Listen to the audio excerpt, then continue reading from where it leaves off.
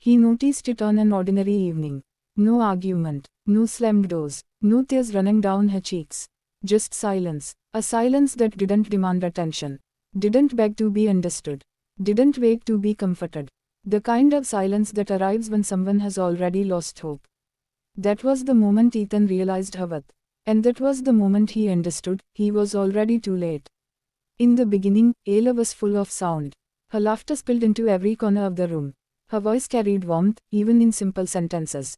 She spoke with her eyes, with her hands, with her heart. She loved out loud. She loved in the way she waited at the door for him. In the way she listened even when she was tired. In the way she chose him again and again, without being asked.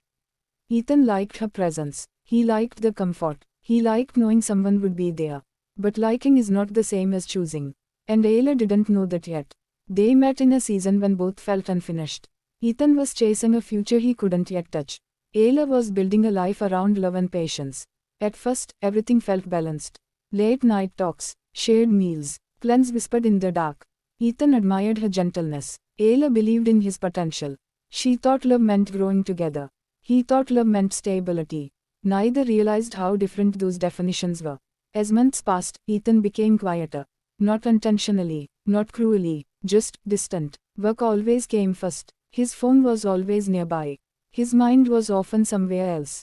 Ayla noticed. She always noticed. At first, she asked gently, "Did I do something wrong? Are you okay? Do you still feel the same?" He always answered with reassurance, "I'm just tired. It's work. You were overthinking." So she stopped asking loudly. And started crying softly. Her tears were never dramatic. They fell quietly while washing dishes. While lying beside him at night. While staring at her reflection in the bathroom mirror. She cried because she still cared.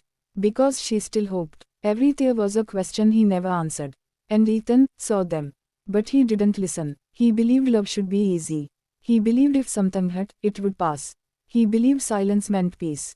He didn't understand that her tears were effort. Effort to hold them together. Effort to feel seen. Effort to not disappear. Ayla tried everything she knew. She dressed nicer, spoke less, laughed more. She adjusted herself into smaller versions, hoping one of them would fit into his life. But love doesn't grow where it is not watered. Then one day, the crying stopped. Ethan noticed, but differently. There were no more emotional conversations. No late night questions. No disappointment in her voice. She became calm, too calm. She stopped waiting up for him.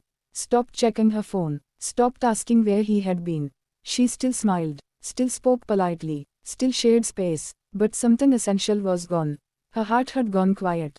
Silence has a sound. It's heavy. It fills rooms. It sits between two people like an invisible wall. Ethan felt it, even if he didn't understand it. The apartment felt colder, bigger, lonelier. He missed something, but couldn't name it. He didn't realize that silence is what comes after pain has said everything it could. One evening, he came home earlier than usual. He expected surprise. Instead, Ayla barely looked up. "Hey," he said. "Hey," she replied. No warmth, no curiosity, no relief. It unsettled him. "You've been quiet lately," he said.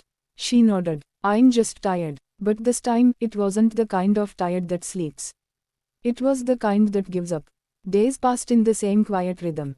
She cooked smaller meals, left less of herself in conversations, stopped reacting to his absence. And slowly, realization began to crawl into Ethan's chest. Something was wrong. Something had already broken. The truth arrived on a Sunday afternoon.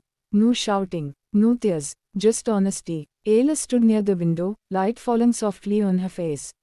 "I think I need to leave," she said. Ethan laughed nervously. "Leave? Why?" She turned to him slowly. "Because I don't feel seen anymore." The words were calm, but they carried airs of pain. "You're not invisible," he said quickly. "I just didn't know you felt this way." She looked at him then, really looked. "I cried for years," she said. "I begged without words. I waited." Her voice didn't shake. "One day, I woke up, and there were no tears left." That was when fear hit him.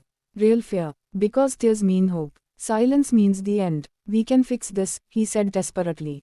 "I'll change. I promise." She smiled softly. "You needed to change when I was crying," she replied. "You needed to notice before I went quiet." She packed slowly, not angrily, not dramatically, just carefully. Each folded shut felt like a goodbye. Each empty drawer echoed loss. At the door, she paused. I hope one day, she said, you understand that silence isn't peace. Sometimes it's surrender. Then she left, and the door closed softly. The apartment never sounded the same again. Ethan noticed everything now: her mug, her place on the bed, the absence of her voice. He replayed moments he had ignored, her tears he had dismissed, her sadness he had minimized, her love he had assumed would stay. And the truth hurt more than any argument ever could. She didn't leave because she stopped loving him. She left because loving him destroyed her. One night, alone, Ethan sat in the same place where she once cried quietly beside him. And finally, he understood.